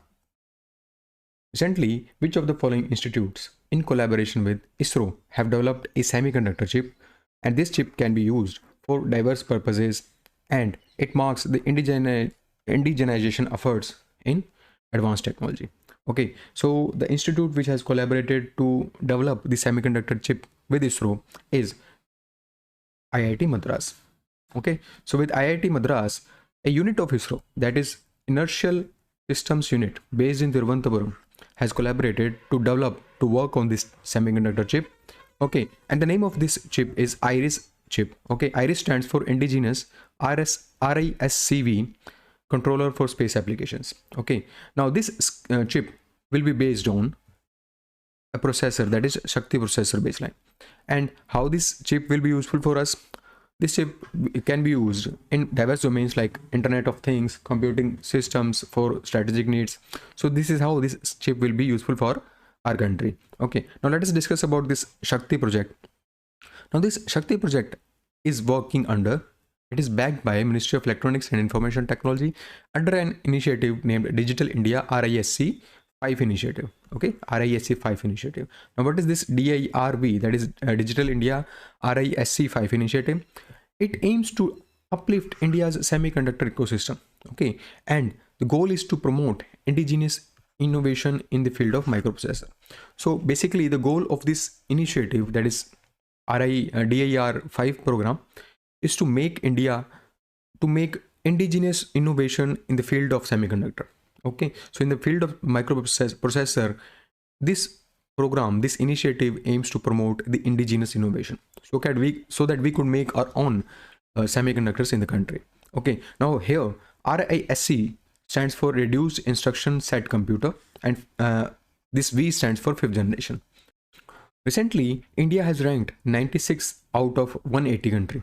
Okay, so the rank of India is 96 out of 180 country. In which index? So the name of index is Corruption Perception Index 2024. Now you have to tell me that which country has topped this ranking. So this ranking is topped by the country named Denmark. So Denmark has topped the ranking in Corruption Perception Index for 2024, and India has been ranked at 96th position. Now talking about this index, if the score is 100, then it is very clean. Okay, and when the score is 0, it is highly corrupt country. So on the basis of score, the ranking is given. Okay, if the score of that particular country is 0, then that country is highly corrupt country, and when it has secured the score of 100 as per this index, then that country is very clean country in the terms of corruption. Okay, now talking about the top 3 countries, Denmark has topped this ranking.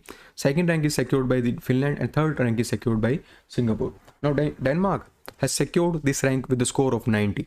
Okay, now talking about India has secured 96th rank along with Gambia and Maldives. Okay, now the score of India is 38. Now last 3 countries are, as per this index, at the last rank, that is 180th rank is secured by South Sudan, 179th rank is secured by Somalia, and Venezuela has secured 178th rank as per this index. Recently, which of the following organization has announced a new initiative, and the name of this initiative is Donate Organs, Save Lives. Now why this initiative has been launched? To promote the organ donation awareness. So to create awareness among the people about the organ donation, this initiative, that is Donate Organ Save Life initiative, or the campaign, has been launched by ICC, that is International Cricket Council. Now this initiative aimed to harness the influence of cricket to inspire people to pledge the organ donation. So with the help of the influence of cricket, okay, this initiative will inspire the people for organ donations. Okay, and Narendra Modi Stadium, which is based in Ahmedabad, which is world's largest international cricket stadium with a capacity of 132,000, will conduct the organ donation camp. Okay. Recently, Hindustan Aeronautics Limited has renamed its aircraft, that is Hindustan Jet Trainer HJT-36, to what? After extensive modification to resolve departure characteristics and improve spin resistance throughout the aircraft envelope. So basically what happened, that earlier aircraft was known as Hindustan Jet Trainer HJT-36. It has been renamed after the modification in that aircraft. Now you have to tell me the renamed. So the new name of this HJT-36 aircraft. So the new name of this aircraft is Yashash. Okay. Now talking about this Yashash, it is a flagship jet training aircraft. So it is a jet training aircraft which is associated with Hindustan Aeronautics Limited. Okay, and it is fully equipped with pilot training, stage 2 of pilot training. Okay, now what is this stage 2 pilot training? It is a special training under which variety of specialized operations such as counter-insurgency, counter-surface force operation, and armament training is provided. Okay, and this aircraft has a capability to support the payload of 1000 kg. Recently, Indian Army has participated in a major training exercise. Now this exercise demonstrated high operational readiness and showcased the integration between Indian Army and Indian Air Force. So what is the name of this exercise? So the name of this exercise is the winged raider. Okay, so the name of this exercise is winged raider. Now this exercise has been conducted to demonstrate the operational readiness and integration between Indian Army and Indian Air Force. So that's why this aircraft, or so that's why this exercise has been conducted. Exercise name is exercise winged raider. Recently, India has finished at the top of medal table with a total of 12 medals at 2025 Para Archery Asia Cup, which was held in Bangkok, Thailand. Okay, now India has won how many gold medals?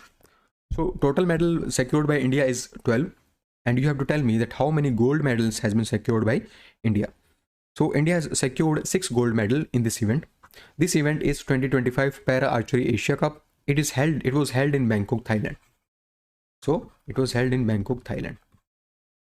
So India has secured the first rank in the terms of medals in this event.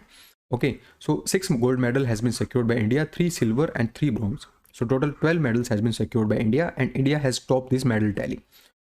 Okay, now talking about this, 11 countries has participated in this event. 11 countries has participated. Countries are Thailand, India, Indonesia, Taiwan, Hong Kong, China, Philippines, Malaysia, Germany, Singapore, Slovenia, USA. Okay, so these are the 11 countries which has participated in this event, and India has secured the first rank in terms of medal tally. Some winners are like Sarita has won the gold medal in women compound open. Sham Sundar Swami has secured the gold medal in men's compound open.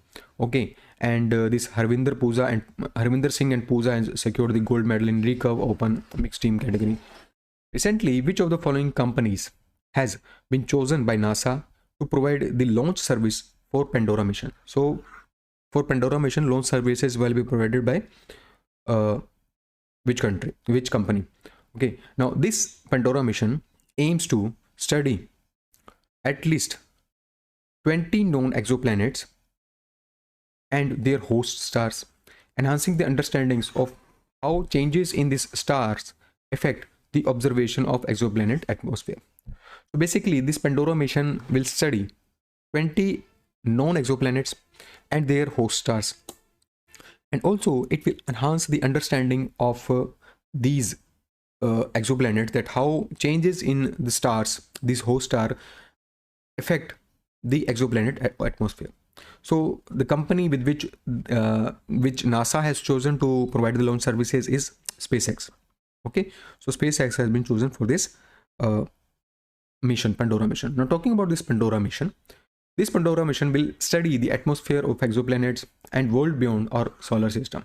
Okay, and it is a project which is done with collaboration with NASA's Goddard Space Flight Center based in Maryland, USA. Second is Lawrence Livermore National Laboratory based in California, US.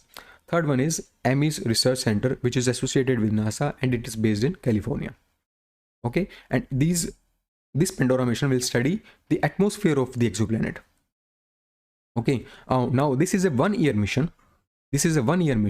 And it will observe each exoplanet 10 times, observing for 24 hours each visit. So each exoplanet, around 20 exoplanet will be visited, and each exoplanet will be observed under this mission 10 times in a year. Okay, now this mission will look for the signs of hydrogen and waters in the atmosphere of these exoplanets. Recently, central government has launched next phase of its UDAN scheme, that is UDAN 5.5, and it will enhance the regional air connectivity. Now this latest phase of the scheme will award routes that will be serviced exclusively with seaplanes, choppers and small aircraft with the seating capacity of how many passengers. Okay, now this UDAN 5.5 has been launched to increase the last mile connectivity in remote region, hilly areas and alien territories, and this will be serviced exclusively with seaplanes, choppers and the small aircrafts with a seating capacity of 20 persons. So it has this seating capacity of 20 persons. Now according to sources, during this UDAN 5.5 version, operators will offer a chance to chart out the seaplane routes between the 80 water bodies. Okay, and 400 helipads are also included in this scheme. Okay.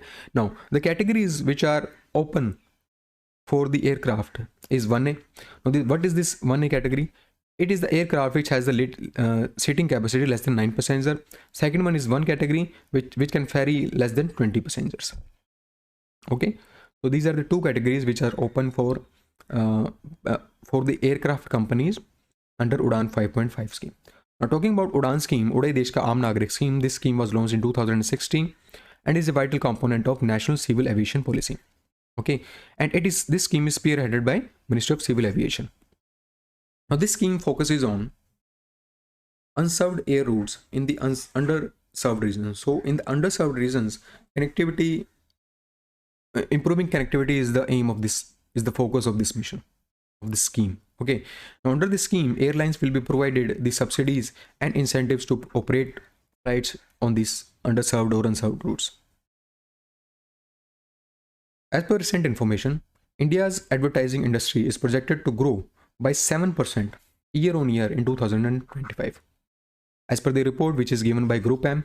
Okay, now you have to tell me that globally India has ranked at what position among the top advertising markets. So India is ranked at 9th position among the top advertising market. Okay, and as per this report is released by Group M, which is a which is a part of WPP. Now this WPP is a British multinational company working in the area of communication, advertising, etc., etc. Okay, and India has secured 9th rank among the top advertising market. Countries like United States, China, United Kingdom, Japan, and Germany are leading this list, and India has secured 9th position in this list. Okay, now some data, important data related to this report is digital and TV together account for 86% of the total ad spend, with streaming TV now make up to 12.6% of this ad revenue. Okay, SME, reality, education, banking sector, technical sector, and telecom are contributing to 60% of total advertising. Okay, and retail media is expected to contribute 13.2% of total ad spend. So this is the important data related to this report. Recently, Thaipusam, also known as Thaipusam, which is a Hindu festival, has been celebrated in which of the following states? To honor Lord Murugan, also known as Lord Kartikeya, the Hindu god of war, victory, and wisdom. So to honor Lord Murugan, a festival named Thaipusam had been celebrated in which of the following states? So this is celebrated in Tamil Nadu. Okay, now let us discuss about this festival. So this is a Tamil Hindu festival which is celebrated on the first full moon day of Tamil month of Thai, coinciding with Pusam star. Now what is this Thaipusam? Thaipusam is, Thai stands for Tamil month and Pusam stands for the star at the highest point. Okay, that's why this is known as Thaipusam, and it is celebrated to honor Lord Murugan. Okay, now this festival commemorates the occasion when Lord Murugan received the well spear, the heavenly weapon, from his mother, goddess Parvati. So when Lord Murugan received the heavenly weapon from his mother, goddess Parvati, that occasion is celebrated as Thaipusam.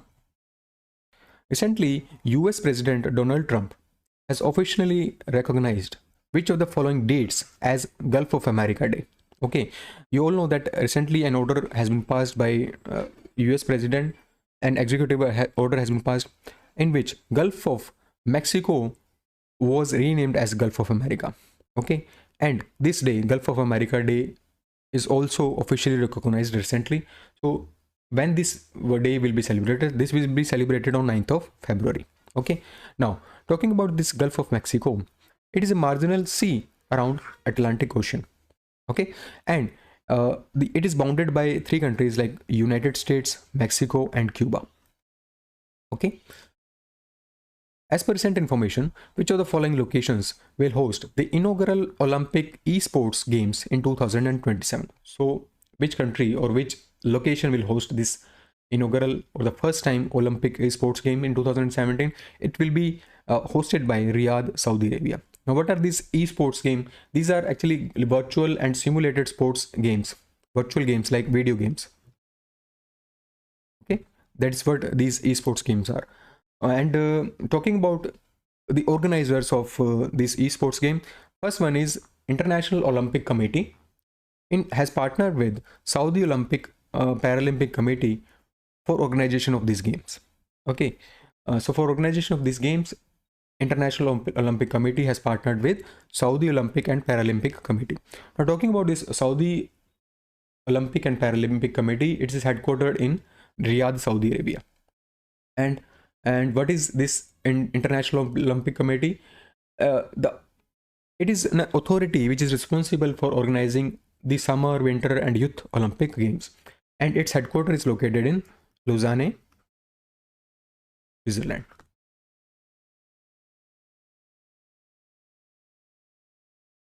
Recently, Anusandhan National Research Foundation has launched JC Bose Grant, which is a new scheme to recognize the outstanding performance and contributions of senior Indian scientists and engineers.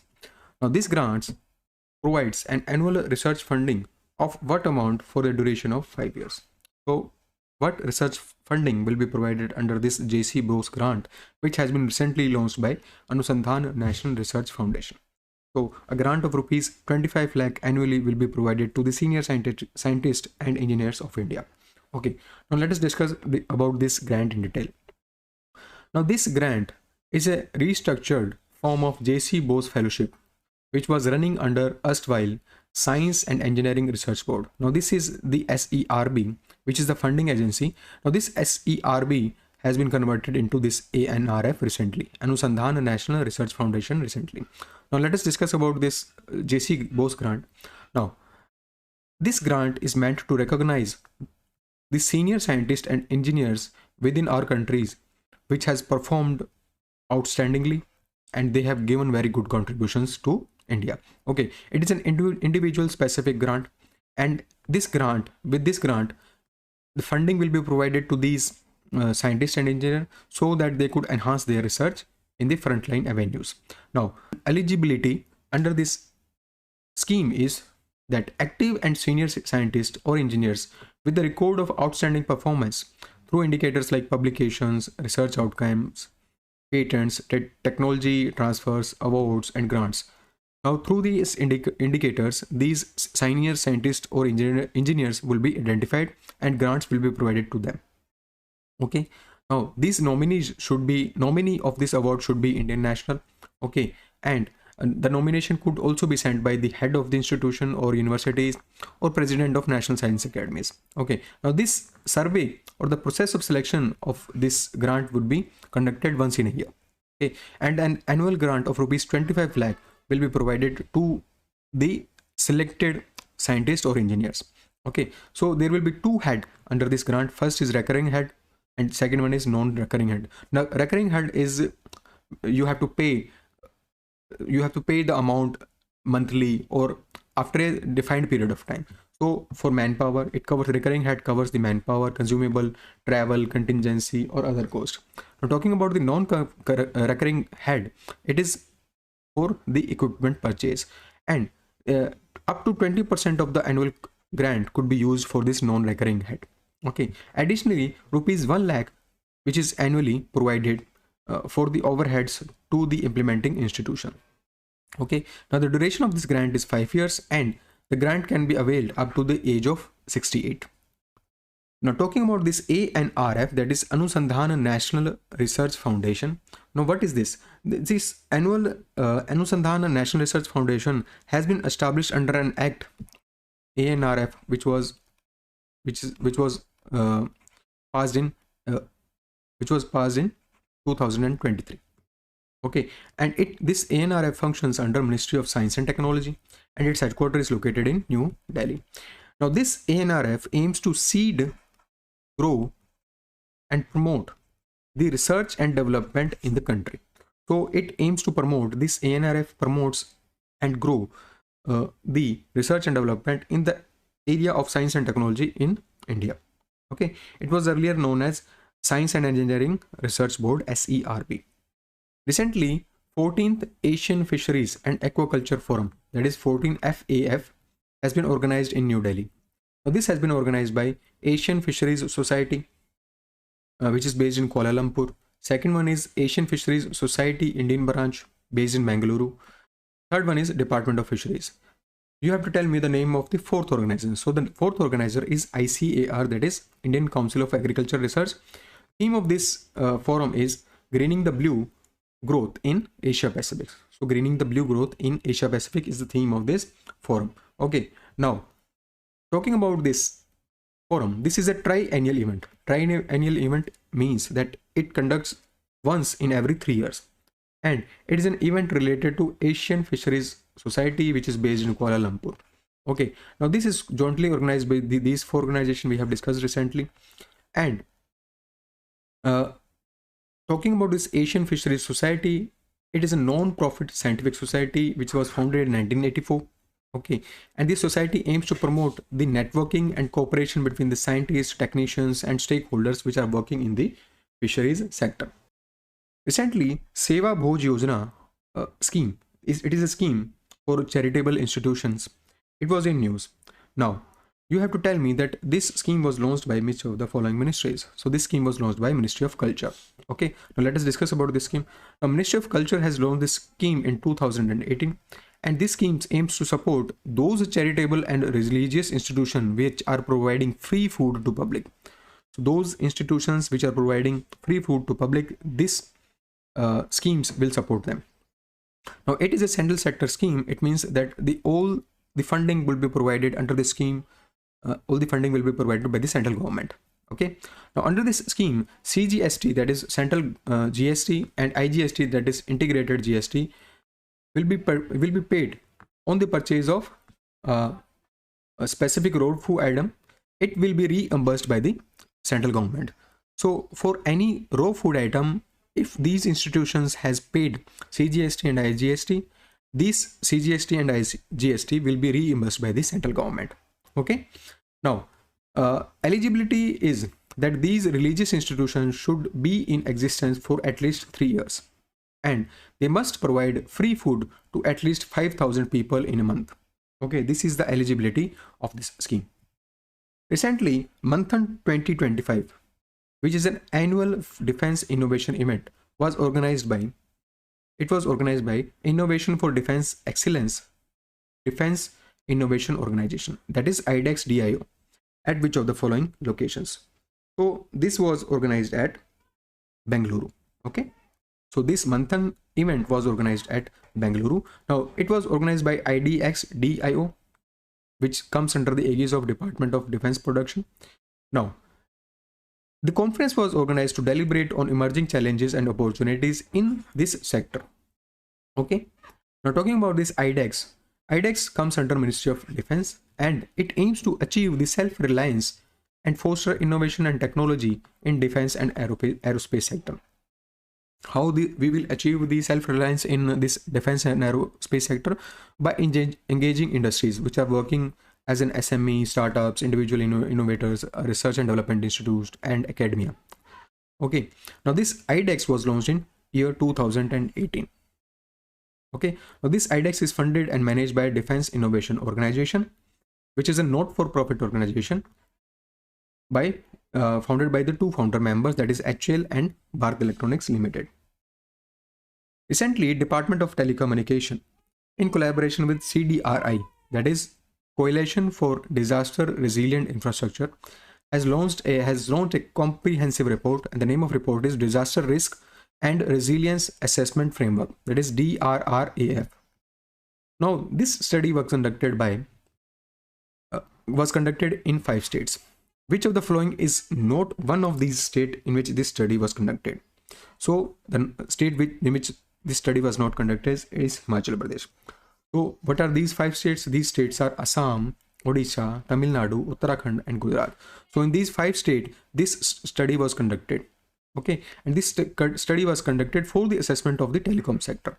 Okay, so the exposure of the telecom towers to 8 natural hazards like landslide, floods, cyclones, storms, lightning, forest fire, flash floods, and earthquake.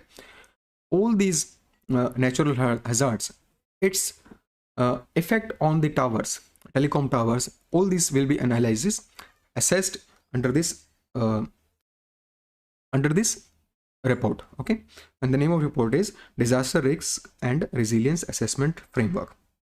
Okay, now the study conducted on 0.77 million telecom towers.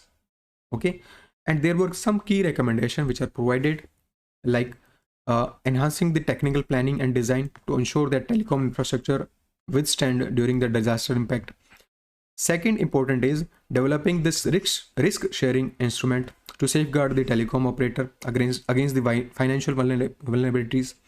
Third one is strengthening the financial arrangements to support the resilience of critical telecom tower, and promoting the last mile connectivity and information access to ensure inclusivity is another important recommendation. So these are the recommendations which are provided under this report. Now talking about CDRI, CDRI is an international organization. CDRI is an international organization which was launched by Prime Minister of India, okay, in 2019. Okay, and there are 49 members of CDRI. Okay, headquarters of CDRI is located in New Delhi.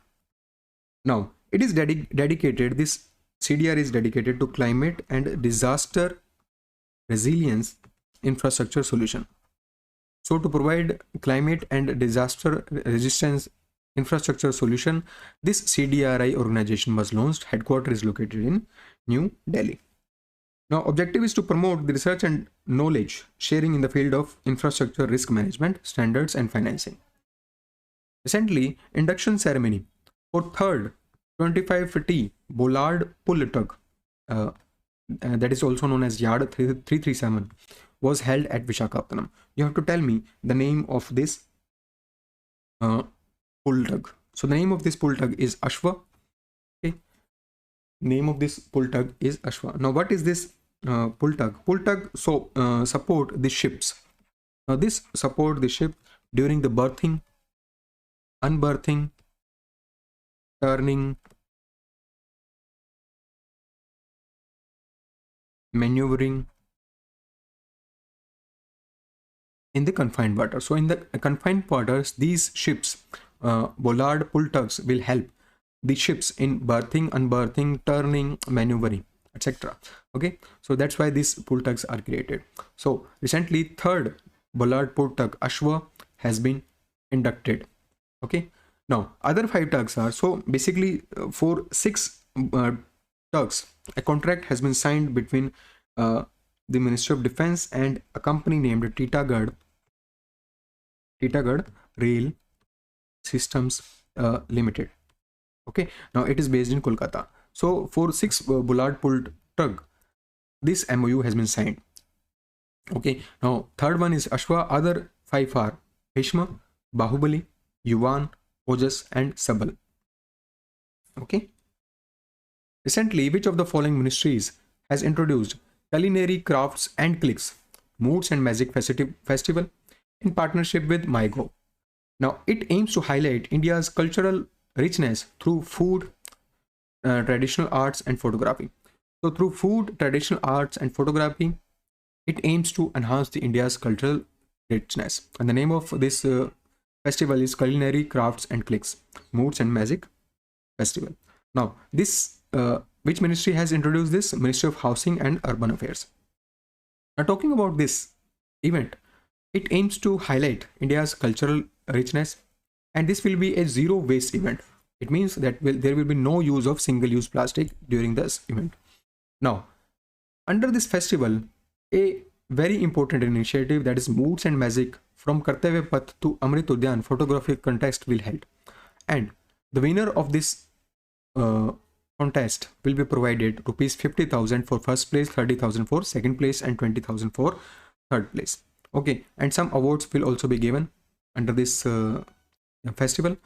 Okay, now talking about this MyGo portal, with which Ministry of Housing and Urban Affairs has partnered for this festival. Now this MyGo portal is actually a citizen engagement platform through which citizens will be engaged for the policy formulation, and the government will seek opinions from the people, from the common people on this platform to create policy.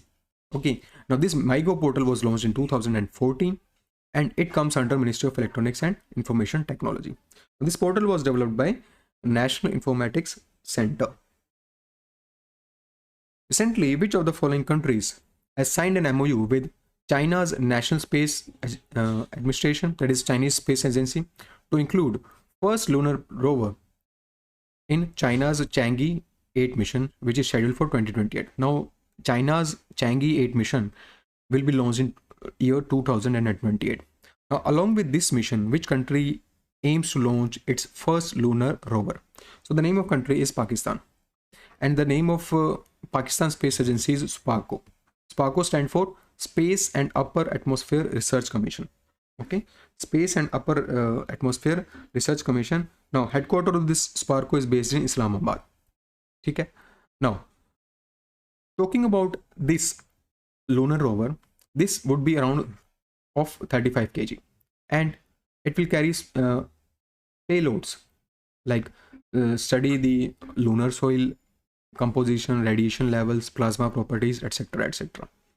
Okay, now this Chang'e 8 mission aims to explore the south pole of the moon, and it will be launched in the year 2028. Recently, which of the following companies has received CDSCO, that is Central Drug Standards Control Organization, license for lumpy skin disease vaccine, that is bio-lumpy vaccine for dairy cattle and buffaloes? So the vaccine named bio-lumpy vaccine for the lumpy skin disease, which is associated with the dairy cattle and buffaloes, a vaccine for that this has been created and CDSO approval has been received. So the company name is BioVet. The company name is BioVet. Now, this vaccine has been developed using the virus LSD virus, that is lumpy skin disease virus, Ranchi 2019 vaccine strain, and this vaccine has been developed by the ICAR National Research Center for Equines, which is based in Hisar, Haryana, and the company named BioVet. So the company named BioVet, which is based in Kolar district of Karnataka, has both collaborated for developing this vaccine. Now, talking about this lumpy skin disease, it is a transboundary animal disease which is impacting India's cattle health.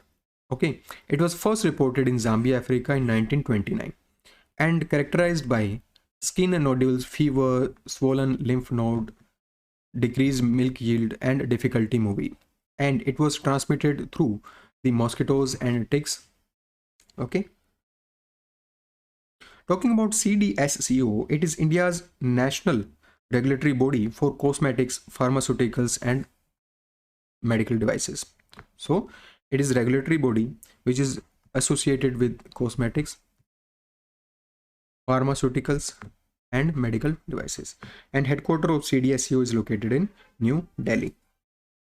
Recently, India has amended Customs Tariff Act 1975, becoming first country to introduce harmonized system code for GI tagged rice varieties. Okay, now for parboiled rice, the HS code is 1006-3011, and for white rice you have to tell me the code. So for the white rice, the code is 1006-3091.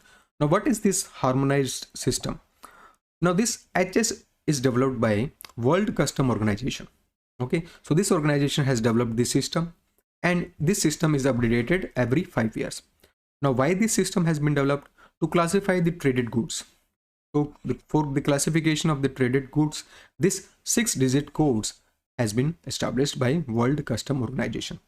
Okay, now this as harmonized system will help in the identification of these goods for duties purpose and for trade statistics. This as harmonized system will be used. Okay, now talking about this HSN code, India is the first country which has introduced this HS code for GI tagged rice varieties. Okay. Recently, which of the following organization, in partnership with Government of Somalia and with the financial support from Green Climate Fund, has launched a project named UGBAD, that is Climate Resilient Agriculture in Somalia project. Okay.